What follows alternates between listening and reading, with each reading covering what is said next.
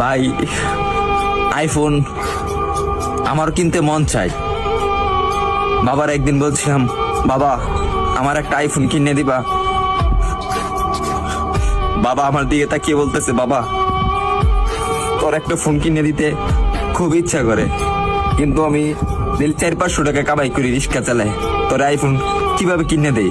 ভাই কথাগুলা আমার জন্য বলতেছি না, আমার মতন হাজারো মধ্যবিত্ত ছেলে আছে তাদের জন্য বলতেছি।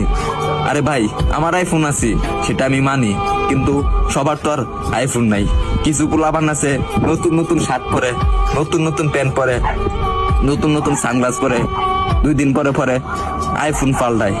তাদেরকে উদ্দেশ্য করে বলতেছি, ভাই আমরা গরিব মানুষ, ভাই আমরা দিনের না দিন খাই, আমরা আইফোন কিনবো ভাই, কারণ 3 বেলা তো ঠিক মতন খাইতে পারি না।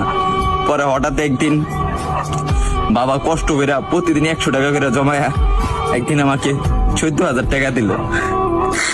14,000 টাকা দেওয়ার পরে একটা আমি 6S কিনলাম। 6S কেনার পরে আমি ভিডিও শুরু করলাম। ভিডিও শুরু করে এই যে ভিডিও দিতেছি আপনাদেরকে, হয়তো আপনারা ভাবেন যে আমি কথাগুলা বলি লাইক ভিউ পাওয়ার জন্য। না রে ভাই, সবার জীবনে একটা কষ্টের একটা গল্প থাকে, কাহিনী থাকে, আর আমি যেগুলা বলি রে ভাই এগুলা বাস্তবই বলি।